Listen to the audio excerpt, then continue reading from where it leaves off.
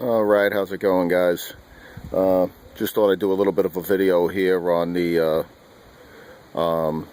waterers that I use and the system that I use for keeping them clean. For years, I had used this type of plastic waterer, which are good. They're good if you have big stocks. The pain in the neck about them is that they're difficult to clean. Using bleach all the time is always a problem. You know, bleach is a caustic, and you don't really want to deal with that stuff if you don't have to. And over the years, what I found is that really to use like a stainless steel bowl is really a better system. They're resistant to bacteria. You don't get as much of a slime in them. Whereas you get with the plastic, a lot of times you'll get a slime coating in the plastic. Stainless steel is used throughout the pet industry. It's 100% safe for birds. I did all the research on it. So you can use it for basically any type of bird, pigeon, and they work great. This right here is a 1-gallon bowl.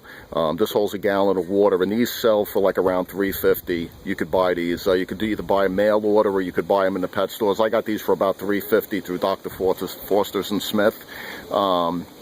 Very good bowl. In the wintertime, the water will freeze in them. You just take them and you dump them out. It's really not a problem. And what I use is the regular old-style fountain. Basically what this is just the old type of cone fountain. This is a very cheap, highly effective waterer that you can buy, highly affordable. Like I said, the bowls themselves are about $3.50. The cone tops, you could either make this or you can buy it through Foy's Pigeon Supply or one of the other pigeon suppliers. But really the beauty of this system is how easy it is to clean. You know, with these type of waterers, you really have to use bleach in them. They're difficult to get in on the inside and really keep it clean.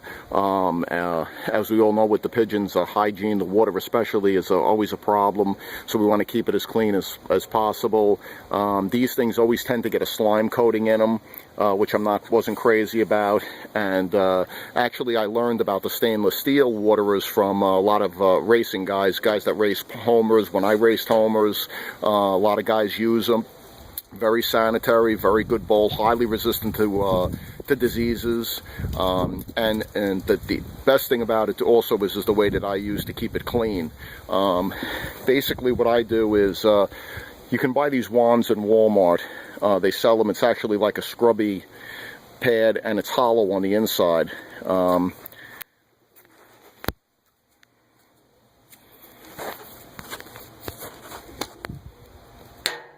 The back of it actually unscrews. There's the cap right there, and you can fill this with anything you want. You can fill this with any kind of detergent. What I do is these things are also very inexpensive. I use a dish detergent, which is a antibacterial dish detergent. Okay, and I'll take this wand and I'll fill it halfway with this antibacterial dish detergent, and then I'll fill it the rest of the way with this stuff that's aviary and cage concentrate. It's called Pet Focus. This stuff is very good. You could use it on your scrapers. You could use it to disinfect your loft. This is a concentrate. I use, I'm going to say probably about an ounce of it to a spray bottle when I do my when I disinfect my loft and stuff like that. But the great thing about this is that I'll fill up this wand halfway with dish detergent, the rest of the way with this Pet Focus, and this also is inexpensive. It's under $20 for this bottle, and it's a concentrate, so this should last you well over a year if you use it correctly. And what I have now is, once I mix, I put half of this dish detergent and the other half Pet Focus. I've got a highly concentrated solution in here, which will pretty much kill anything that's living in this stainless, which you're not really going to get much living in the stainless anyway, but it will pretty much disinfect the bowls very easily. All you have to do is, as you press with the wand inside the bowl, the soap, the solution will come out, and all you basically have to do is just go over the inside of the bowl with the solution, wash it out with water, and it's done. This is a really good system, especially if you're up on a roof and you don't have a lot of, maybe you got a hose running up there. In the wintertime, you might be just bringing your water up in gallons or whatever. This is a very easy to clean system for giving your birds water, keeping it highly sanitary, and it's very inexpensive. This whole system here, I probably paid less for, with the Pet Focus and the wand and the antibacterial dish detergent, than what I paid for one of these waterers, and it's twice as good. As far as the water is inside the coop, let's take a walk up there.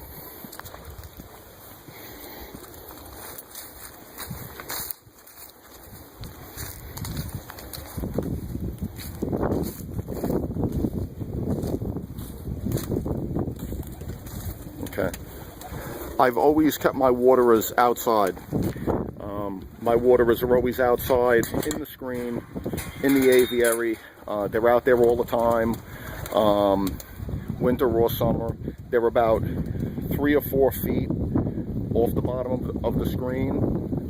This keeps them out of the dirt, keeps them out of the feathers, it keeps them out of the crap.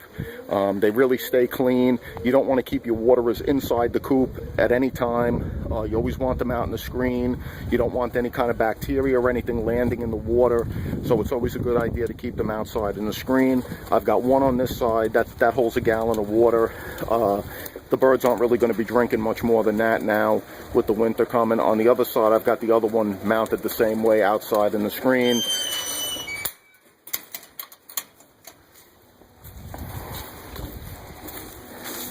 Over here, it's pretty much the same way.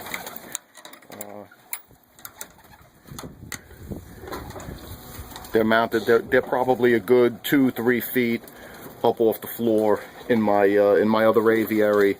The screen that I have for my flying loft here, which actually both my lofts now become flying lofts, but these here are, as you can see, the same thing, probably 3-4 feet up from the floor. In my screens here. I don't keep my water inside my coops.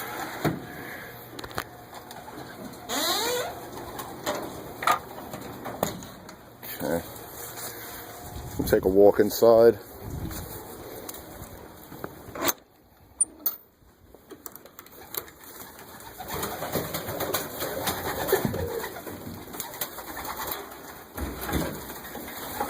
Okay.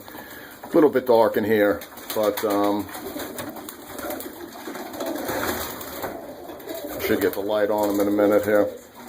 Also, I just wanted to give you guys a word on ventilation, which is also very, very important in the loft. Ventilation should actually be in a circular motion through the lofts. You should have bottom ventilation, and you should have ventilation through the roof inside the coop. My bottom ventilation, my windows now are closed because it's cold now and I don't want the draft blowing on my birds, but I have vents down here. Basically, these vents will let the water come up on a vertical pattern, but it won't blow directly on the birds. So these are very good vents to have in your loft.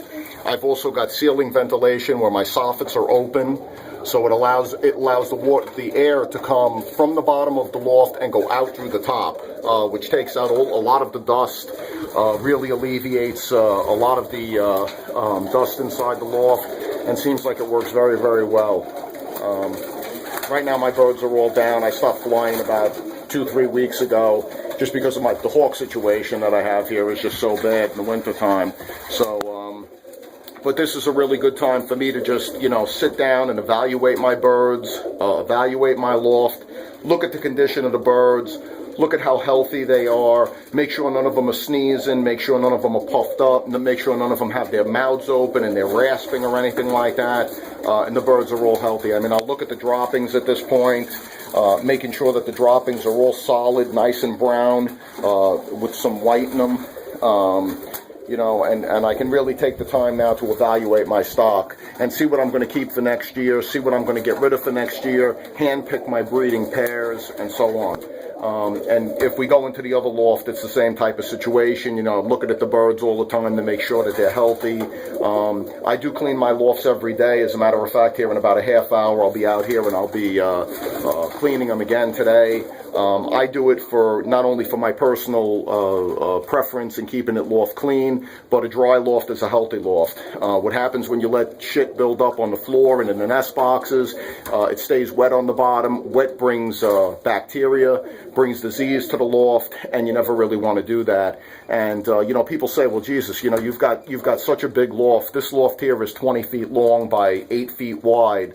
You know, how do you have the energy and everything to do that, you know, to clean it every day? And, you know, I got to be honest with you guys, you know, I hate cleaning the loft. You know, I've been doing it now for 15, 20 years straight, and it's a pain in the neck. You know, I mean, it really is. You're talking about a guy, myself, I get up at 4:30 in the morning and get ready for work, and the last thing I want to do when I get home is spend time inside the loft cleaning it for an hour and a half or more. But when I look at my birds, I see why I do it. You know, when I look at my birds and I see how healthy they are and I see the condition of the birds, that's what gives me the motivation to clean it every day and to keep it clean. You know, so you know, all you guys out there that are saying, oh, you know, I don't have time, and you know, I don't feel like doing it, and I'm tired and this and that. That's just excuses, because I get up at 4:30 every morning to go to work. And I do it every day. My birds are 10 times better for it. When you look at the conditions of birds that are inside a loft that's clean every day, and you look at birds that are inside a loft that gets clean maybe once a month or once every 2 weeks or even once a week, the condition is totally different on the birds. You know, the health is different, the respiratory is different, everything is different on them, you know. So you really need to get out there and make the effort at least to keep it clean if you can, you know. So we'll go inside the other loft now, take a look at those birds.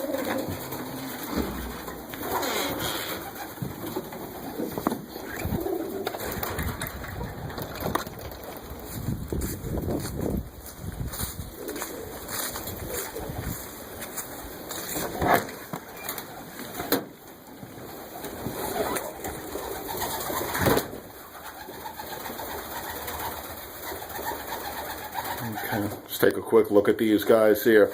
You know, when I come into the loft, I'm always looking at the bird's condition. I'm looking to see that they're alert. I'm looking to see that they're that the feather is in good form.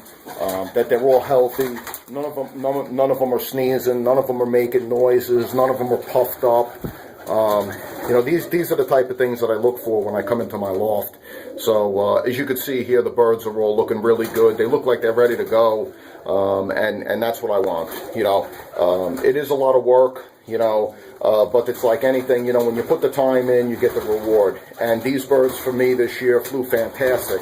As a matter of fact, I even flew to breeders this year for the first time in probably about 8 years that those birds have been out at all, and they did really well. I lost a few, which of course you're going to do, but more than not, they did really, really well. They did extremely well this year, so I'm very happy with them. Getting ready now for next year. Next year, I'm probably going to hand-pick my pairs out of here, and maybe I'm going to breed from 6 or 8 pairs, and that's going to be it, unless somebody wants to place orders for birds, and then maybe I'll breed from a few more. But, you know, just some of the things that you look for when you come into your loft. Just make sure that the droppings are all solid. You're not getting any water on the droppings. You know, no greenish slime and stuff like that.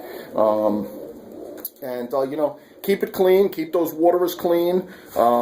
You know, some of you guys may take something that I said with the waterers, switch to the stainless steel. I really happen to like them. I got about 200 birds here, and I use them, and I don't have any problems with them. Very easy to clean, very easy to maintain. So it's something you guys might want to take into consideration. Everybody kind of has their own way of doing things, you know, but this is just something I'm going to throw out there, and just, you know, if you guys take something from it, you do.